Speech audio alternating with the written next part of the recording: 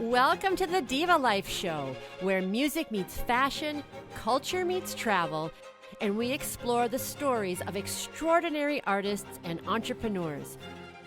I'm your host and resident diva, Heather Poduska. Today on the show, we welcome fashion designer, entrepreneur, and the creator of Lalla Bee Designs, Melina Cortes-Nmili. Melina Cortes-Nmili is the 2023 winner of the highly sought-after title of Best Clothing Designer from Boston Magazine. She was also selected as featured designer for the prestigious Isabella Stewart Gardner Museum Velvet Party 2024. Melina's path to becoming a successful fashion designer and creating her own label, Lalla Bee, is a vivid tapestry of ambition, resilience, and visionary purpose. Born and raised in the Dominican Republic, Melina's beginnings were humble. However, her dreams were anything but. From a young age, she harbored a deep-seated desire to make a mark on the world, initially imagining a future where she would empower women through entrepreneurship. In addition to her design career, Melina is a respected sales and marketing executive in the healthcare industry. In 2023, she received an Influential Hispanic Woman Award, honoring Latina women making a difference in business. Melina is a valued mentor and an active force within several Boston organizations that promote the development of women and young professionals. Today, Melina's company, Lalla Bee, is not just a fashion brand. It's a reflection of Melina's journey from the vibrant landscapes of the Dominican Republic to the bustling energy of the United States. And through Lalla Bee, Melina continues to connect with women across the globe, offering them a slice of her dream, one that champions uniqueness, quality, and the timeless elegance of a well-crafted fashion. Melina, thank you so much for being here. Thank you for having me. I'm so lucky to have you here. We've met before. We have history together. Yes. You've been on a show of mine before, and so much has happened since then and in the past, since COVID and all of these different things. Your resume was a mouthful to get out there. Entrepreneurship, fashion design, mentor, award winner. And the thing that I didn't put on there was that you have small children. I asked this question of some of my other guests, how do you balance all of this all? Well, first of all, thank you for having me. We've known each other for years now, Yeah. and it's always a pleasure to get together and collaborate on anything with you. So thank you. Absolutely. How do I do it? I get asked this a lot. Yeah. I don't do everything. I don't do it all. I have an amazing support system. I'm also married, and so my husband, it's just quite frankly a very quiet, incredible force behind all of this. Yeah. Where if I need to be somewhere, then he's picking up the kids, and vice versa, because our kids now are 10 and 7, so they have a lot of activities, and I never want to come between, of course, their growth and them doing that. My mother, my sisters live here. I have amazing friends, so frankly, it's a little village behind me. Yeah, and I think that's true. I mean, they say no one succeeds alone. You need a community, you need supports, and I met you through someone who was on the show earlier, and I met someone else that I interviewed on the show through you. So it's this interwoven, connection between us, and that we support each other. I think that's really fabulous. Absolutely.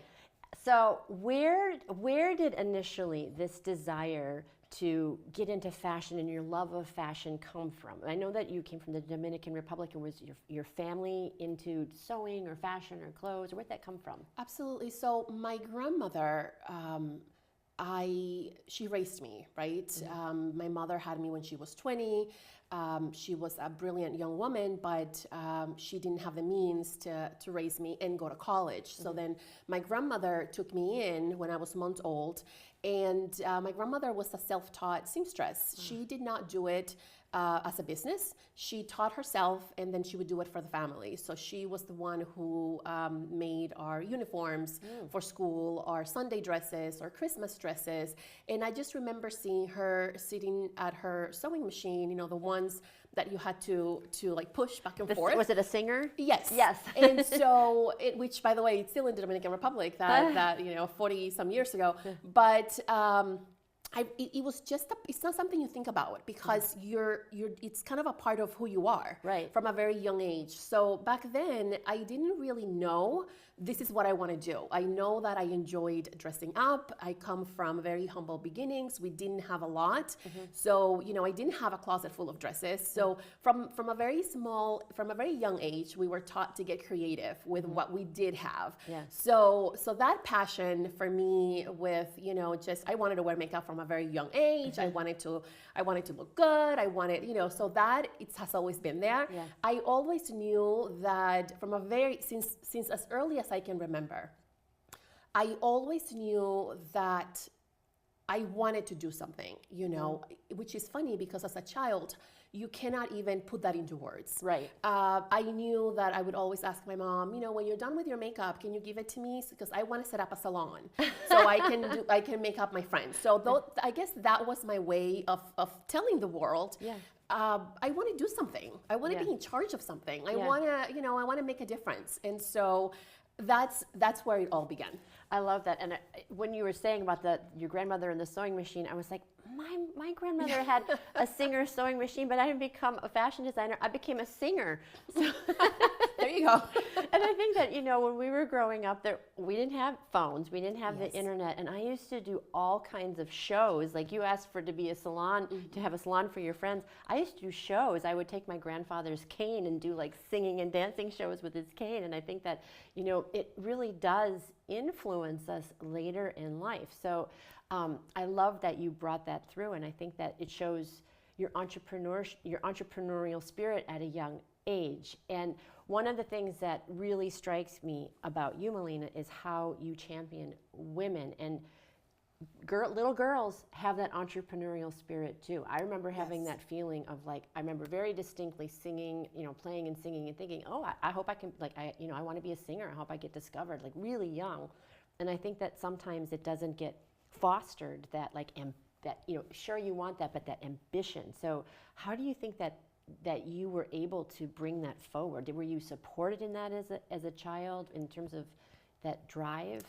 It's interesting, Heather, because I come from a place in a time, I'm 43 years old, so it wasn't that long ago, but at the same time, times have changed. Yeah. So I come from a time where children were treated as children. And coming from where I come from, my path was very much designed for me from a very early age. You are going to go to college and you are going to do well, and you are going to be a self-sufficient woman. And that came from us not having a lot of male blueprints, unfortunately, in our lives. My parents were divorced. My dad was a presence, but not like my mom. So I learned, it was engraved in me from a very young age, I need to make something out of myself. My way out of whatever situation is education.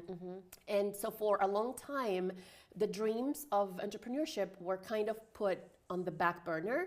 I did go to cosmetology school when I went to high school. I did my 1,000 hours because I thought, okay, one day I'm gonna have a beauty business.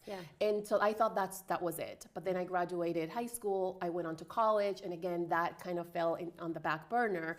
And it wasn't until I was already a married woman, I had saved up a little bit of money, that I said to myself, okay, now is my time to, I need something I'm not finding. By now I was sort of on my way to becoming an executive. I was looking for a certain type of look. I've always had a very defined look in my head of what I want to feel like when I dress.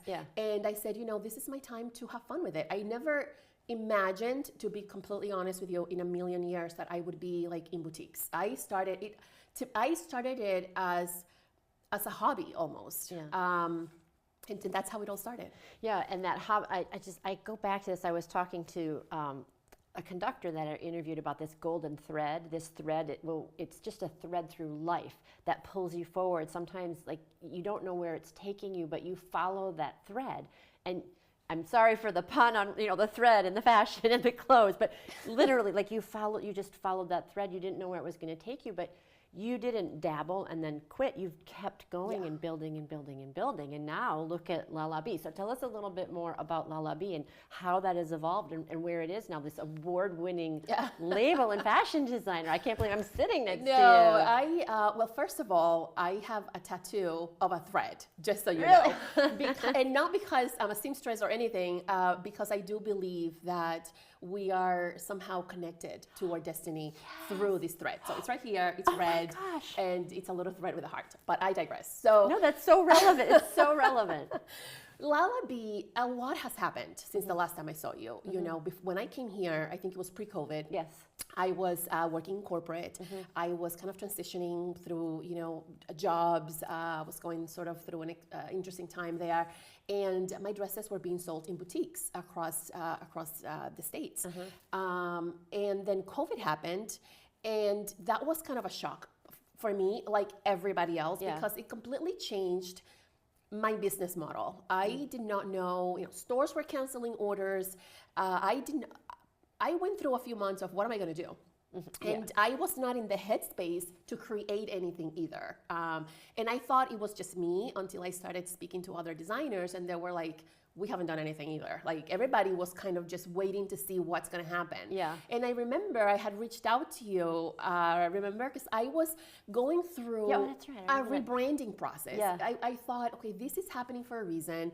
I need to take a look at what I'm doing. Do I need to change anything? Is Lalla Bee it? Is there something else? Because COVID happened, you know, I started as a special occasion designer. For weddings, guest of the wedding, mother of the bride. Well, nobody's getting married, at least not in public. And so what do I do? And so that's when I reached out to you. And, you know, I asked you, Heather, can I rebrand? Am I going to confuse people? How do I do this? And you were like, you can absolutely rebrand. So Lalla Bee, I have pulled back from being in stores. When I first started, and I think it's important for up-and-coming fashion designers to know this, we have to decide, how do we measure success? Me, when I was younger and inexperienced, I measured success not by the amount of money that I was making, but by how many stores am I in. And for branding, that was amazing. So for me to be in boutiques in Canada and some of the biggest boutiques in the Southeast and Texas, that was amazing. But then I still felt a void, and I felt, you know, it came down to I was not really connecting, in my opinion, with my woman. And I felt like I have so much to say. I have so much to learn. I want to speak to this woman directly. I want to make that connection. And so that is how I kind of removed myself a little bit from the wholesaling, and I do mostly custom work now. I do one-on-one consultations. I absolutely love it. Number one, it's less time consuming, and it's just a different experience. And so I'm much more about selling the experience and the story than I am about, I don't know, kind of selling, you know, being here, being everywhere. I love that. And I think that you said the word story, and that's so important. When you buy, you know, when you buy a piece of art, I have a photograph, a framed photograph in my house of a bird, and the person who took that picture is a guy I did a short film with like 25 years ago. He was the dad and I was the mom. We did this short film, but the story is like he took that picture, we were in the film, and I look at it on my wall and I'm like, oh, that's the story. And I love that you brought that, you know, that there's a story when you're wearing art and there's a story behind it, and you meet the designer and she has your story in mind and her story in mind to come together. I just think that's amazing. It gives so much more meaning to the things that you're wearing, don't you think? To me, it absolutely does. It absolutely does. And I'm still going through a process. You know, it never stops, at least not for me. We just relaunched the website. We just, for a long time, you know, the name of my brand is Lalla Bee, but a lot of people don't refer to me as Lalla Bee. They refer to me as Melina. And so for a long time, I struggled with how do I marry these two names together? How do I do that? And so I'm still in the process of playing with things. Does this work? Does this not work? And if it doesn't work, okay, then we'll change it. So that's kind of where I am today. Oh, well, I think having a Melina Cortes-Nmili dress is like very like if I'm getting a custom, design, I want that. That's what I want. I want the design. That's my 2 cents. So I've landed on, and the person that I worked with did an amazing job. I landed on Lalla Bee by Melina Cortes. Oh, there you go. I felt horribly because I had to drop my married name because that's the mouthful. But so we stuck it somewhere else on the website so that at least my husband gets his due credit. But that is where I landed on, and because the name to me means something. Yeah. My name, again, people are more, I guess maybe it's easier to remember. My friends, the people, my network, they don't call me Lalla Bee. They call me Melina. Exactly. I want a dress designed by you, Melina. Exactly. So, Exactly. So who is your woman? And I was going to ask you that. Who is the woman that you want to connect with? I mean, I know that. Well, I'll let you answer. Who is the woman that is your woman for these designs and these creations? So the woman is a woman that shares similar values to mine. And what are my values? My values is, authenticity. My value is strength, not letting your past failures or situations define you. And so that on a deeper level, that is the woman. I want to dress a woman that believes those things are important. Aside from that, from a less, I guess, deep level, it's about a woman who's busy, who the dresses are not $20 or $50. So it's a woman who can afford to, knows what she wants, wants to feel comfortable, and it's a woman that number one can afford it. I think we have to be comfortable saying that can afford it. Of course. And then number two, a woman that kind of, the dress is, for me, it's never meant to define who you are. A dress at the end of the day is just a dress. I want it to complement who you already are. Yeah. So, and that is not always easy because, sometimes we are not comfortable within ourselves for whatever reason. So the woman, that is the contribution that I'm trying to make to that woman. Okay, you are already powerful. You are already successful. You are already beautiful. Here's a dress to complement all of that, to complement your story. And that's the woman that I want to dress. I love that. And you also said the word authenticity. And as I was reading your bio, we were talking about coming from the vibrant, Dominican Republic and the bustling. It's kind of like, I picture all these bright colors for the Dominican, and I picture, I don't know, when you said the bustling United States, I just pictured, Wall Street and walking down, like the bustling. So how does that come through in your designs? How does that marriage of those two things come through in your designs? It's an interesting combination. Yeah. I come from the Caribbean. I'm very I love colorful. Your colors. Yes. I can be very daring. And even when I sold to boutiques, I would create pieces that I knew were not going to sell. But I would create them because I thought they brought the two worlds together. They helped me put a period on that story. So, the showrooms that I would work with would say, well, this will never sell. It's okay. I need it in my portfolio. Yeah. And some stores would say, "Oh my God, this is beautiful," but my ladies are never gonna buy it. Yeah. So combining that with the structure of the Boston women, we love our blacks and grays, and I love black. I put my red on. I tried to get the red in there. But interestingly enough, I'm designing or finishing up the velvet collection that I showed at the museum, and most of it is black. So I think that for me, it's just finding ways to marry the two because I moved here when I was 12. So I am a Bostonian, but I go back home, 2 and 3 times a year. And so very much, I am also a Dominican woman. So it's okay to have different parts to yourself. Sometimes my collections are like way out there with color. Sometimes, as you will see with velvet, they're gonna be more on the darker side. And that's okay. I design based on how I'm feeling at that moment. And I always make sure that I can represent both. Oh, I saw the pictures. Hopefully they'll be in we can put them in the show too, but I saw pictures of the velvet collection and they were so beautiful. Thank you. But it wasn't just black. It was black with like this vibrant blue flower here and something red here. It was so spectacular. Thank you. Absolutely. And that's exactly how I define myself. Yeah. I can be a black dress, but sooner or later, a pop of color is gonna come out of somewhere. Yeah. Oh, I totally love that, and I want to address that a little bit more too, because I follow somebody online, and she does a lot of the history of fashion and why fashion is a certain way. And she was talking about people who have a lot of money, like multi-billionaires, and they wear jeans and t-shirts, like Steve Jobs and Mark Zuckerberg. I mean, they're also men, but but why is it that we go through these periods of fashion where it's very ornate and then it gets very simple? And right now, when you go to the stores, if you look at sort of like the big box stores like Banana Republic or Gap, or they're very simple. It's very like sort of minimal. The colors aren't. I mean, once in a while you get like a season where it's brighter. And her philosophy was that it's because of money that, like kind of what you said, not everybody is going to buy that one piece that you love as a designer.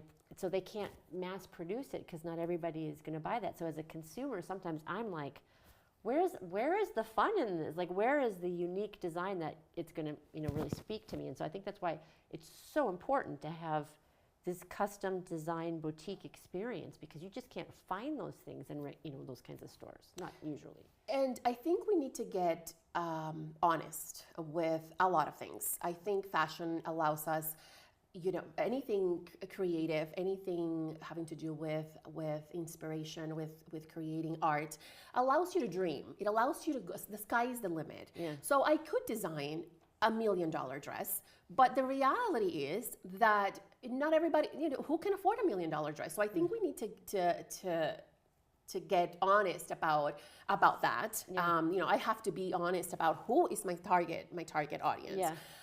I also believe that even within that target audience, there's been a lot of talk about fast fashion, slow fashion. Yeah.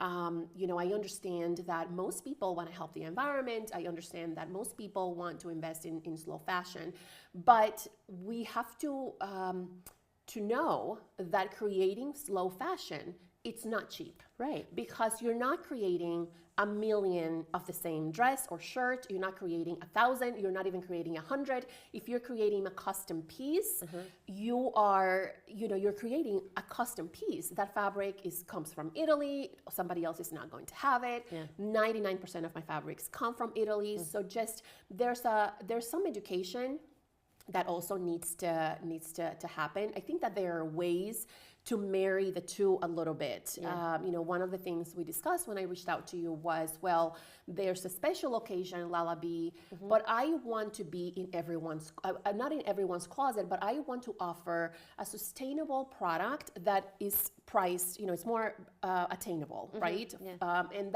that's how Lalla Bee Every Day was created. And as the name implies, with Lalla Bee Every Day, we're talking shirts like this. Yeah. It is still a European fabric. It is still being made here in Cambridge.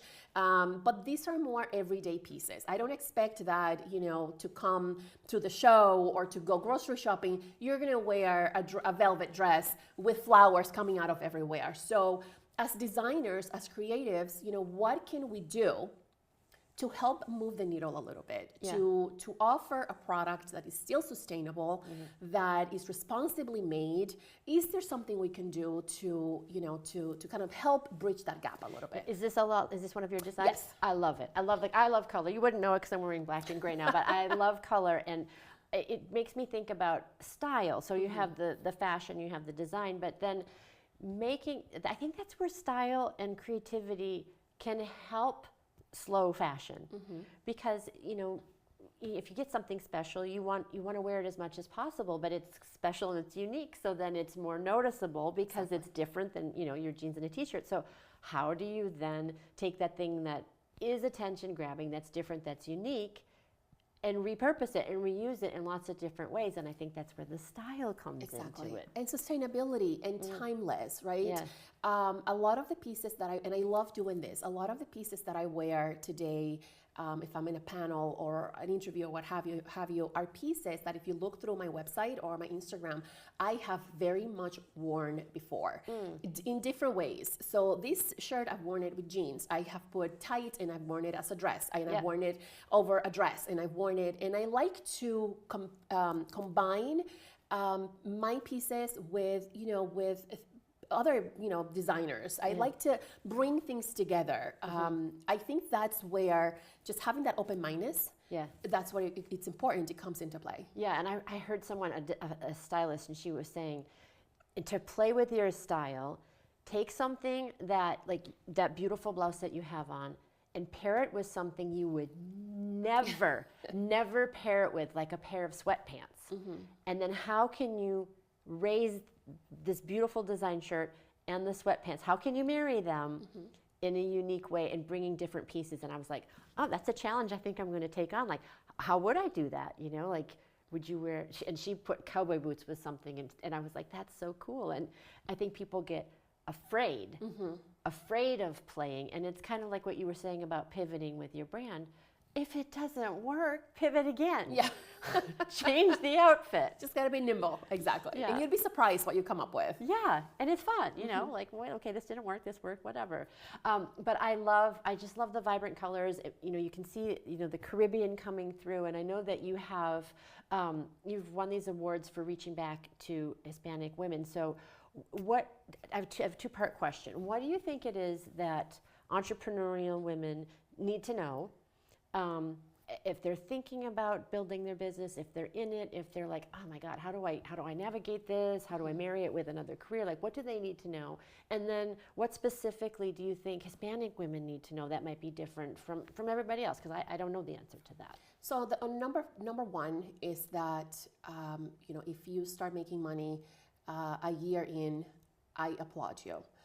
That was certainly not my case. So if you start a business, surround yourself, because we see a lot of things on Instagram and social media and everywhere. Surround yourself with spaces, people that will give you honest feedback and based on their experience around anything having to do with the business. Because I had an enormous amount of failures. I had showrooms drop me because things were not selling. My first 2 collections, didn't sell a thing. And so it's easy to say, okay, I tried it, it didn't work, Really, and even if that's the case, if you're over it after a year, 2 years, of course, I applaud you. We all are free to make those choices. But just prepare yourself, because it's not an easy road. It hasn't been an easy road for me. I have had a lot of moments of success, but I've also had a lot of failures. I've had a lot of laughters and trips and fashion shows, but I've also had to struggle with which bill am I going to pay for first. And so it's a lot. It's not for the faint of heart. It can be very emotionally draining if you don't have the support system behind you, cheering on you. And so, and in this world, it's easy to not every smile means the same. Yeah. And so just having that support system, I think I was fortunate enough where I had a business foundation, and that helped me because I knew how to put together a balance.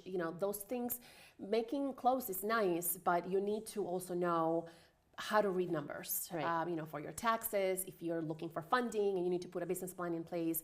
So if you can, either invest in the mentorship. Some people mentor for free. I've had plenty of mentors that have given me their time simply because they want me to be successful without charging me a dime. Ask for help, because that is I would say as important as creating beautiful things. Yeah. And so that's that part. And then the other part is something that is extremely close and near to my heart. I have found, and this is based on Melina's experience, here in Boston, in the States, we're almost like innate champions. We want to buy that story. We want to invest our time in hearing about this story. And if I know your story, then I want you to be successful, and I want to buy what you're selling. Yeah. That has been my experience. Doesn't mean that it's always been easy, but that has been kind of me navigating through Boston. So many women, are creating organizations to champion, to lobby for other women. Yes. So reach out, become a part of organizations, start by volunteering so you can kind of get in the mix and so on and so forth. And for Latina women, a lot of us come from, we come from third world countries. We come from places where you see it in every aspect, politics, creativity, where we have sometimes this mentality of scarcity, of if I am selling dresses, please don't you dare sell a dress because you're going to take food away from my table. Oh. And I'm being completely honest. And so there's so much that, in my opinion, that we have to do I don't know if it's fear. I don't know. I have found that the more I give, the more I get. That is a very out there mentality, but that is my truth. Yeah. And so personally, I am seeing more organizations in Boston that are having put together by Latina women who understand this concept, that want to create this safe space for women to, number one, collaborate. Number two, be okay with competition. Competition is good. It keeps us on our toes. It keeps us interesting and thinking ahead. And so I think we are working towards that. We are not anywhere probably where we should be. So my thought and my invitation to Latina women watching this show is, if we don't lobby for each other, who's going to do it for us? As a woman and as women of color, we already have enough that life is throwing at us because life is life and it's the way that it goes. We don't need to also do it to each other. Yeah, and I feel like there are a lot of different cultures in the Boston, represented in the Boston area too. Absolutely. I was watching a comic the other day, and he was talking about how white Boston is, and I was like, well, I think that there's more diversity here than there used to be. We are very diverse. On Saturday, I was invited to be a panelist at this Latina organization, and they asked me for my input on what should the panel be about. And I said it needs to be about collaboration. And here are the questions it needs to be about how do we train ourselves to collaborate and to come from a place of trust. It's not always going to work. Not everybody has the same intentions, but we have to start. We have to take chances. We have to take a risk. I take risks with people that are not Latinos. Why wouldn't I do it for my community? Yeah, that's so awesome. And I think that it's really interesting to live in a state where the governor is a woman, and a city where the mayor is a woman, and it's just an interesting time to watch how things unfold, because we haven't had that before. And I think that it's exciting to see that the world isn't falling apart because these women are leading in politics. And I think that having strong women like you and Michelle Wu and our governor, all those things, good things are going to happen. And women step up, I think. I mean, men step up too, but this is an opportunity to show what women can do. Absolutely, and you see it everywhere, not only in this space, but also in corporate. If you go online and you download any of the reports, they do annual diversity reports, and where you see where men, stand, women, and then women of color, Latina women, African American women. You're absolutely right. We're making progress. It's not as quickly as I would love to see it. And being in corporate myself and having hired women myself who then became my peers, I have been judged about, well, why are you only hiring women? Well, why are you only hiring men? Like, what, so that is, we need to be comfortable with being uncomfortable and with being the odd man in the room. Yeah, I heard a quote, I think was it RBG? Ruth Bader Ginsburg, and she was talking about what would it be like if all of the Supreme Court justices were women? Like, how radical would that be? And she was like, we've had all men for many, many years and no one batted an eye. So I don't know how radical it actually would be. I think having a healthy balance is good, but it's happening, and it can happen even more. Exactly. And you are doing it. You are leading by example. You also have an organization for children that you're starting. Yes. So we just launched the Cortez Foundation. So Cortez is my dad's last name, and he passed away two years ago. And so, thank you. And so I come from a very small town, the countryside in the Dominican Republic, and they have this. You would love this. They have this music academy, and the kids every competition they go to, even when other countries come from Latin America, they win. I mean, these kids are amazing, and when they graduate, they become, they're hired by these international bands, and they play the saxophone and they play everything. And there's a lot of kids, which I love, because then that keeps them away from other things. Yes. But they don't have the space. A lot of them, they practice like in people's backyards. The teacher does it almost for free. Sometimes they have needs of instruments and so on and so forth. And so I thought, okay, well, you know, if we could help a little, and I can also raise awareness so others can help, that would be a good thing. So that's what we're hoping to do with this. Oh my gosh, that's so amazing. So we'll put a little link somewhere so that people can, if they want to donate. That's so awesome. And I think you are just incredible. I'm so happy that you came back again to update us on where you are. And I think that you are the most beautiful of divas. And I always ask, it's the Diva Life Show. So what comes to mind for you when you think of the word diva? What does diva mean to you? Confidence.